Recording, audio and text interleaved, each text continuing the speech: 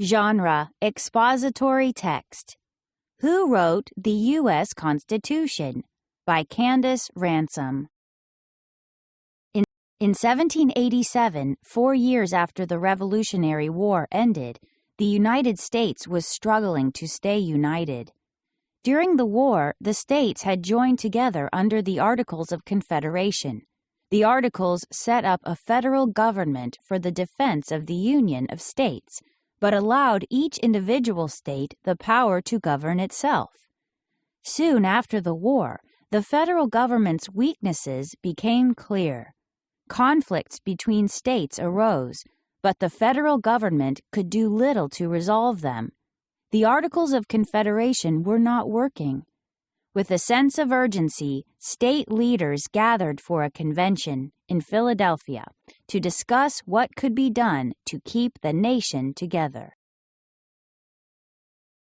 A new plan. Virginia Governor Edmund Randolph spoke first on Tuesday, May 29, 1787. Randolph brought up the problems with the Articles of Confederation. Many states argued over borders shared with other states. People had trouble conducting business across state lines. State governments had no money. Some states printed money, but the money was not backed up by gold or silver. Much of it was worthless. Randolph spoke about another serious problem: taxes. The cost of the Revolutionary War left the United States in debt. The government owed money to wealthy U.S. citizens and to foreign countries such as France and the Netherlands. To raise money to pay the debt, the U.S. government asked each state to tax its residents. Not every state agreed to do so, but states such as Virginia and Massachusetts taxed their citizens. Taxes had to be paid in cash, and that was a problem for many people. Ordinary working people did not use much cash. They lived off what they owned and grew: their land, houses, tools, livestock, and crops.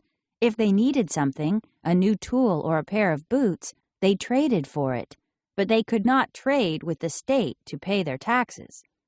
The situation was especially bad for farmers. States began taking to court farmers who could not pay their taxes and other debts.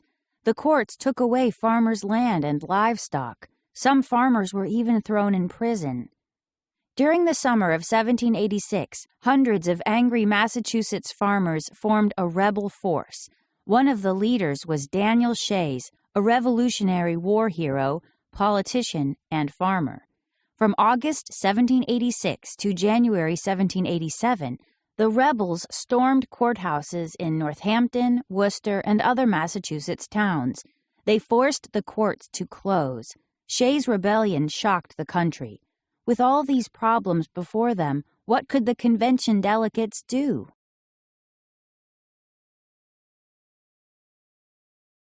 Why was Shays' rebellion important?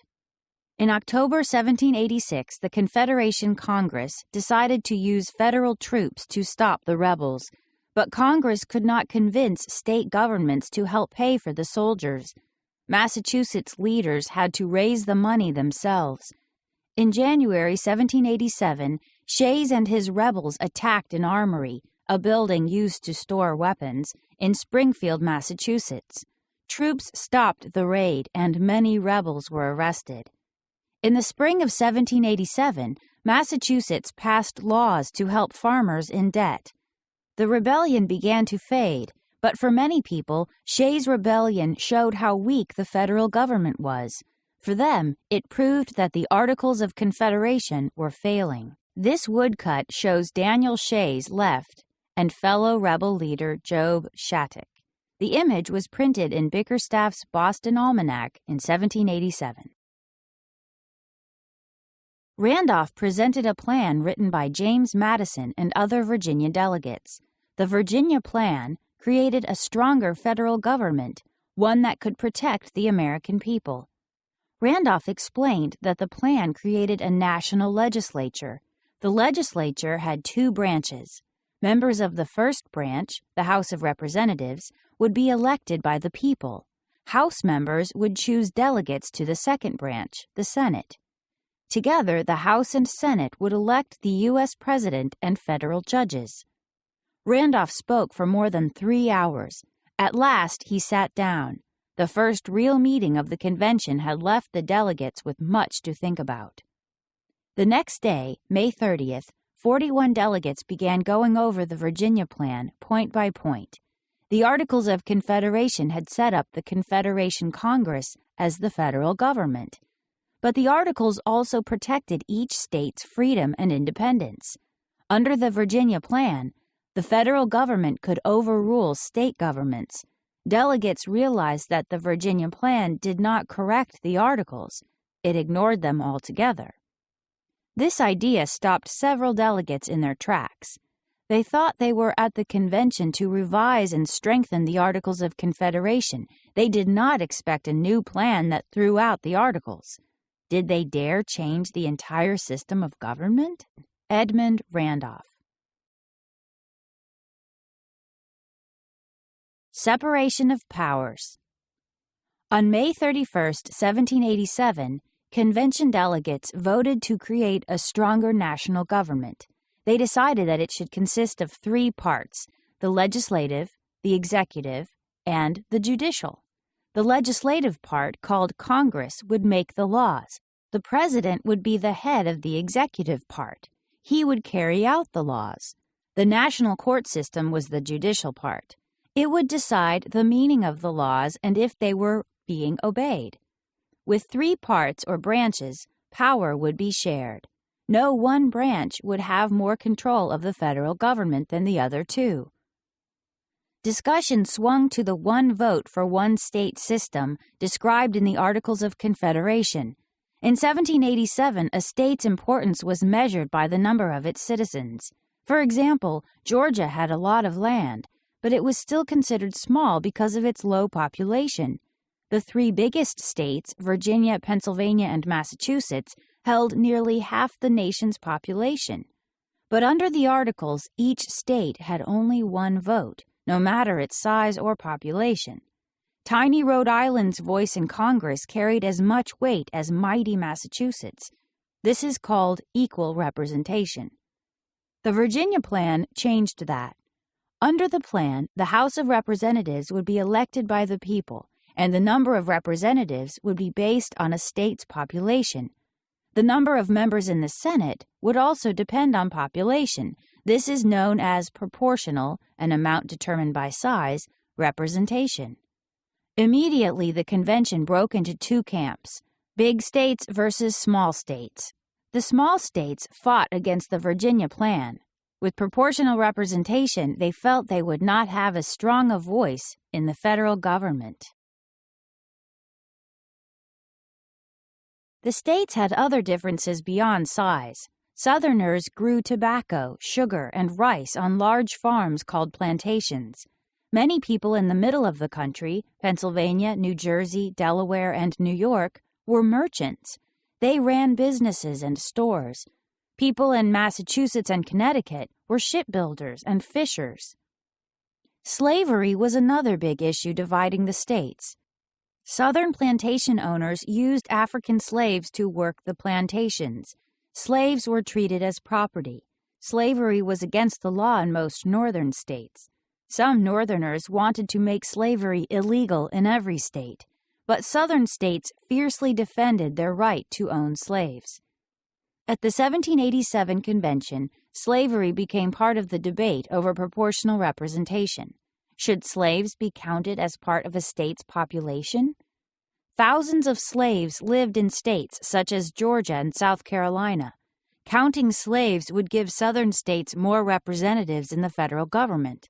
Northern delegates felt this was unfair. Southern states did not treat slaves like people in any other case. Why should they be allowed to use the slave population to gain more representation? Day after day, the delegates chewed over parts of the representation issue. The room grew hot. The hours grew long. The Virginians had taken control of the convention. Their delegates were good writers and speakers, but Virginia was not the entire nation. The small states needed to be heard. William Patterson, a New Jersey lawyer, presented the New Jersey Plan. It was the small states' answer to the Virginia Plan. Under the New Jersey Plan, Congress would have only one house. It would not have a House of Representatives and a Senate. The federal government would not have a president, and there would be no federal courts except the Supreme Court. William Patterson. The New Jersey Plan proposed that all states, no matter how big or small, would have the same number of representatives. Most important, Patterson's plan did not create a new constitution. The plan was designed to become additional amendments or formal changes to the Articles of Confederation. On June 19th, James Madison jumped to his feet to speak first. He wanted to convince the delegates to vote for the Virginia Plan. He argued against the New Jersey Plan point by point. When he was finished, the delegates voted. 7 states chose the Virginia Plan. 3 states voted for the New Jersey Plan. Maryland was divided and did not cast a vote. The big states had won. For the next several days, members argued. 2 houses in Congress or 1?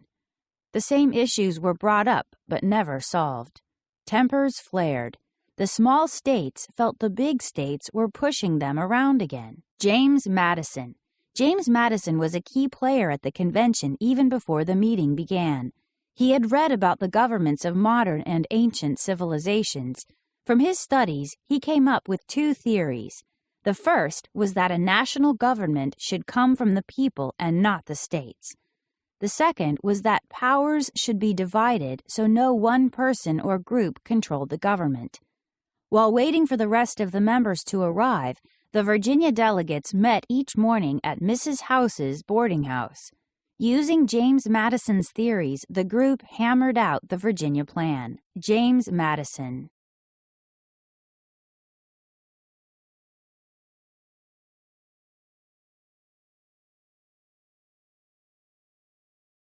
The Great Compromise. July 2, 1787, was a Monday. By the time the delegates met in the morning, the East Room was already hot. Once again, delegates voted on whether states should have equal representation in the Senate. 5 states said yes, 5 said no, and Georgia was divided. A tie. Everyone was discouraged. Benjamin Franklin understood that each state had to give up something in order for everyone to gain. He suggested a compromise.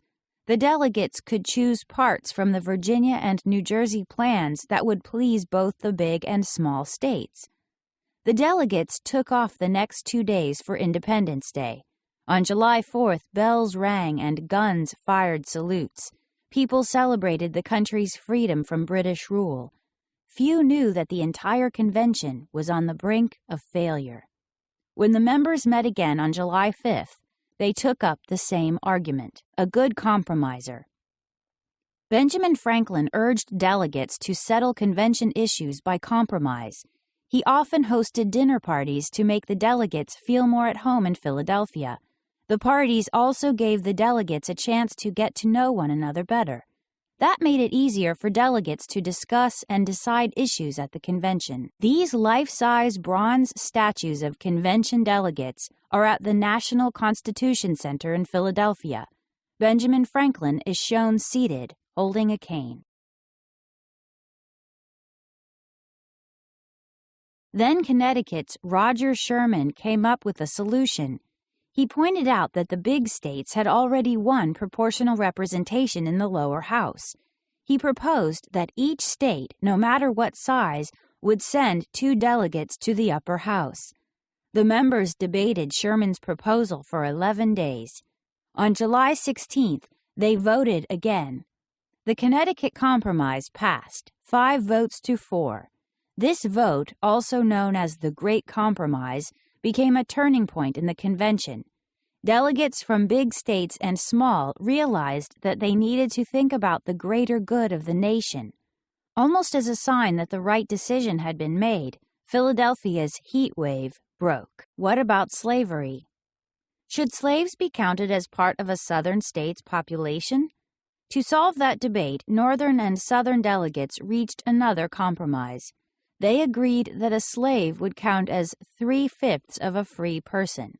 In other words, For every 5 slaves living in a state, 3 were counted for the purpose of proportional representation and taxes.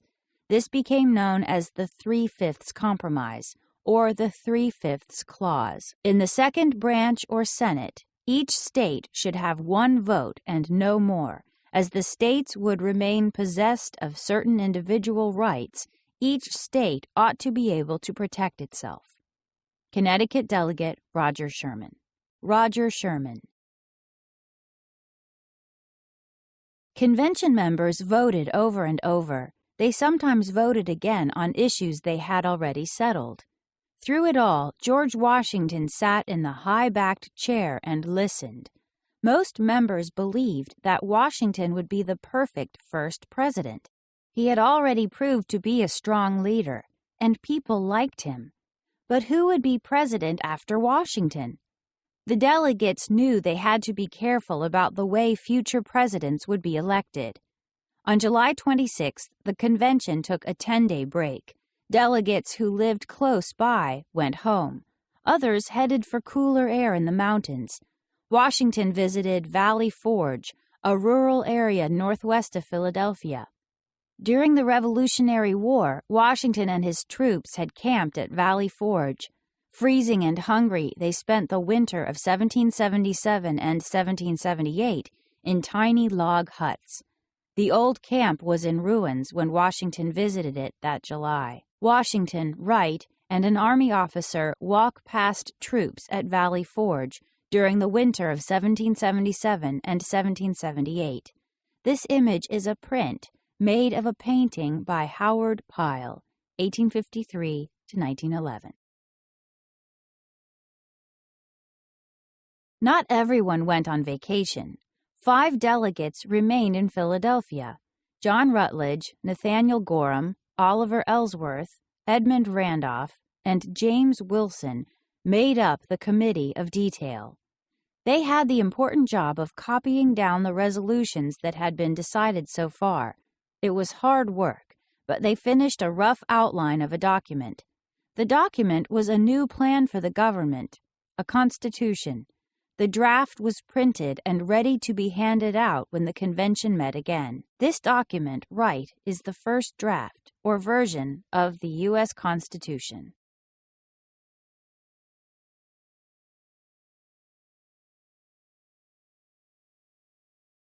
Of and for the people. On Monday, August 6th, delegates received their copies of the Constitution, 7 freshly inked pages. Starting the next day and all through hot, steamy August, they debated every sentence. The Constitution had 23 articles. Each article was divided into sections. The delegates needed to speed up the process of discussing and voting on all the articles. To achieve this, many items were given to committees to settle. The Committee of Postponed Parts had the most issues to work out. It had to decide where the new government would be located and how Congress would charge taxes. But the executive branch was its most pressing problem. The Committee of Postponed Parts decided the President of the United States would serve a term of 4 years and could be re-elected. He must be a U.S. citizen and at least 35 years old. The committee added the office of Vice President. The Vice President would lead the Senate and take over if the President died or had to leave office. The members made sure the President and Congress had the power to get things done, but each branch would not have too much power over the other. A huge question remained. How would the country choose the president? Most delegates felt the president should be selected by Congress or state legislatures. Back in June, James Wilson said the people should pick the president. No one had liked that idea, but members of the committee changed their minds. They agreed that Wilson's plan was a good one after all. Wilson's plan included what came to be called the Electoral College. The country would be divided into areas or districts. People from each district would choose an elector. Those electors would decide who would be president. The Committee of Style revised the final draft of the Constitution. Gouverneur Morris wrote the preamble with its stirring words, "We, the people of the United States." The U.S. Constitution became a document of and for the people. The final version was presented to the convention on September 12th. George Mason felt that there should be a Bill of Rights, a list of important rights guaranteed to citizens. Elbridge Gerry agreed, but the other members did not. They believed people's rights were already protected by state constitutions. On Monday, September 17th, 42 delegates were present. William Jackson, the convention secretary, read aloud the final version of the Constitution. Benjamin Franklin gave a speech to James Wilson to read for him. Franklin did not like parts of the Constitution, but even with its faults, he doubted anyone could create a better system of government. He urged each man present to sign the Constitution. George Washington signed first. Then state by state, 39 delegates signed their names. Secretary Jackson witnessed their signatures. 3 men refused to sign. Edmund Randolph, George Mason, and Elbridge Gerry would not sign without a Bill of Rights. When the Constitution was signed, Franklin pointed to the half-sun carved on the back of Washington's chair. He said he never could tell if the sun was rising or setting, but now he knew that it was a rising sun. That evening the delegates held a farewell dinner at the City Tavern. They had come to Philadelphia with different ideas and interests. During the summer, they learned to work together. The result was the U.S. Constitution. We ought to attend to the rights of every class of the people. Virginia Delegate George Mason, arguing that the House of Representatives should be elected by the people. George Mason. This is a copy of the U.S. Constitution. The original U.S. Constitution is kept in the National Archives Building in Washington, D.C.